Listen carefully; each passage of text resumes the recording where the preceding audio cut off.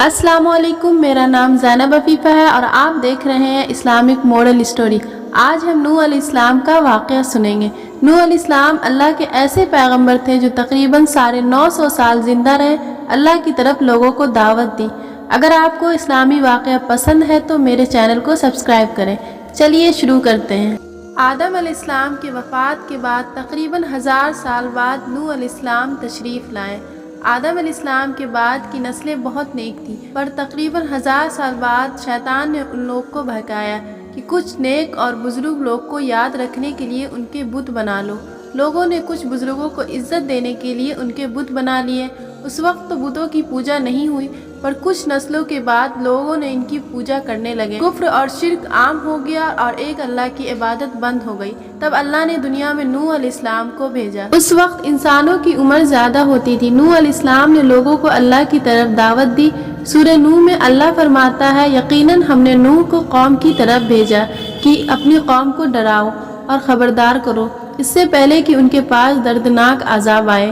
نوح علیہ السلام نے اپنی قوم سے فرمایا، اے میری قوم، میں تمہیں صاف صاف ڈرانے والا ہوں، تم اللہ کی عبادت کیا کرو، اس سے ڈرا کرو اور میرا کہنا مانو، وہ تمہارے گناہ کو بخش دے گا۔ نوح علیہ السلام تبلیغ کے سلسلے میں بہت محنت کرتے تھے، دن رات لوگوں کے گھروں میں جا کر سمجھاتے تھے، یہاں تک کہ یہ کرتے کرتے 950 سال گزر گیا، پر صرف چند لوگوں کے سوا کوئی ایمان نہ لایا۔ نوح علیہ السلام کی قوم ان کا مذاق بناتی تھی اور کہتی تھی، اگر تم سچی ہو تو جس عذاب کا تم وعدہ کرتے ہو اس کو لاؤ۔ نوح علیہ السلام کی قوم سال در سال برائی میں آگے بڑھتی رہ گئی اور نوح علیہ السلام کو پریشان کرتی رہی اور کوئی ایمان نہ لایا، صرف کچھ لوگوں کو چھوڑ کر۔ پھر اللہ نے نوح علیہ السلام کی طرف وحی کی اور فرمایا، آپ کی قوم میں سے جو ایمان لا چکا ہے ان کے سوا اب کوئی ایمان نہ لائے گا، بس آپ ان کے کاموں پر غمگین نہ ہو۔ پھر جب اللہ نے وحی کر دی اور انہیں بتا دیا اب کوئی ایمان نہ لائے گا تو وہ نا امید ہو گئے اور اپنی قوم کے لیے بد دعا کی، اے میرے پروردگار، یوں کسی منکر کو روح زمین میں زندہ نہ چھوڑ اور مومن مرد عورتوں کو بخش دے۔ نوح علیہ السلام نے جب اللہ کو پکارا تو اللہ نے ایک بڑی کشتی بنانے کی وحی کی، لیکن نوح علیہ السلام نہیں جانتے تھے کہ اتنی بڑی کشتی کیسے بنائیں گے۔ اللہ نے جبرائیل علیہ السلام کو ان کی مدد کے لیے بھیجا۔ نوح علیہ السلام ایک پہاڑ پر رہتے تھے، ان کے آس پاس درخت نہیں تھا نہ ہی پانی تھا۔ انہوں نے بہت سارے درخت اگائے، پھر ان کو کاٹا، پہاڑ پر بیٹھ کر کشتی تیار کرتے رہے۔ لوگ جب نوح علیہ السلام کو کشتی بناتے ہوئے دیکھتے تو ان کا بہت مذاق بناتے اور کہتے، یہ کیسا مجنون ہے جو پہاڑ پر کشتی بنا رہا ہے۔ دھیرے دھیرے بہت محنت کے بعد ایک بہت بڑی کشتی تیار ہوئی۔ ایک جگہ آتا ہے کہ نوح علیہ السلام کی یہ کشتی 100 سال میں تیار کی۔ اس کشتی کی لمبائی 300 گز، اونچائی 30 گز اور چوڑائی 50 گز تھی۔ ایک اندازہ کے مطابق اس کشتی کی لمبائی 1 کلومیٹر سے زیادہ تھی اور گہرائی 30 ہاتھ تھی۔ یہ کشتی عام کشتی کی طرح اوپر سے کھلی ہوئی نہیں تھی، بلکہ اس کو جیسے نیچے سے بند کیا گیا تھا ویسے ہی اوپر سے بھی بند کیا گیا تھا، تاکہ اوپر سے جو بارش برسے انہیں نقصان نہ دے۔ اس کشتی کے 3 فلورز تھے اور ہر فلور پر ایک دروازہ تھا۔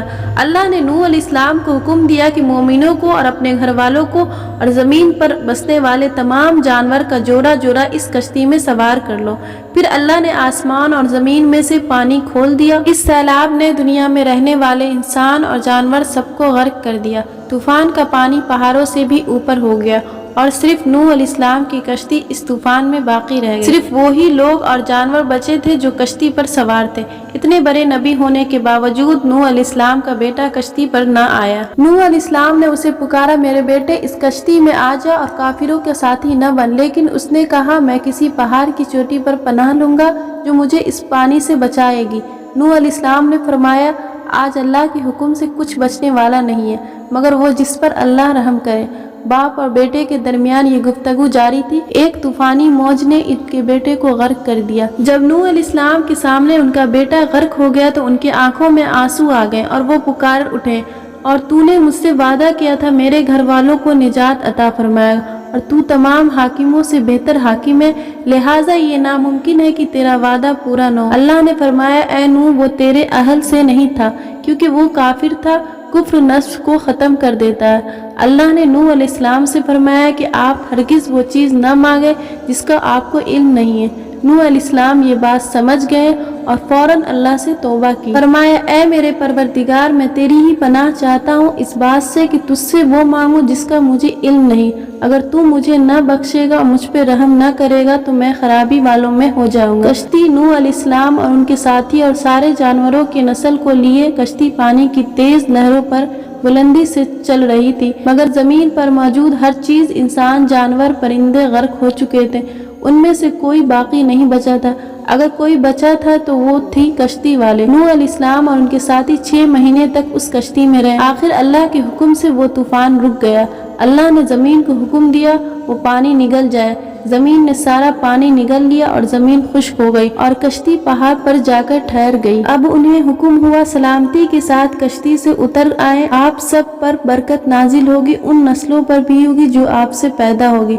फिर सिर्फ नूह अलैहिस्सलाम से आगे की नस्ल शुरू हुई और जमीन में उनकी औलाद के अलावा और नस्ल बाकी न रही। नूह अलैहिस्सलाम के 3 बेटे थे, साम, हाम और याफिस, जिनसे दुनिया की नस्ल पैदा हुई। दुनिया की नस्ल आगे बढ़ी। नूह अलैहिस्सलाम का चौथा बेटा ईमान न लाने की वजह से बर्बाद कर दिया गया था। उसका नाम केनान था और उससे कोई नस्ल आगे न बढ़ी। कुरान में अल्लाह ने फरमाया, और हमें नूह ने पुकारा तो देख लो हम कैसी अच्छी दुआ कबूल करने वाले हैं। हमने उसे और उसके फर्मा बरदारों को उस जबरदस्त मुसीबत से बचा लिया और उसकी औलाद बाकी रहने वाली बना दी। तूफान के बाद नूह अलैहिस्सलाम 350 साल जिंदा रहे, फिर नूह अलैहिस्सलाम फौत हो गए। नूह अलैहिस्सलाम की कश्ती आज भी मौजूद है। कुरान में अल्लाह ने फरमाया, और बेशक हमने इसको निशानी बनाकर बाकी रखा, बस है कोई नसीहत हासिल करने वाला। तो ये था नूह अलैहिस्सलाम का बेहतरीन वाक़या। अगर आपको इस्लामी वाक़या पसंद आया तो प्लीज़ मेरे चैनल को सब्सक्राइब करें। खुदा हाफिज़।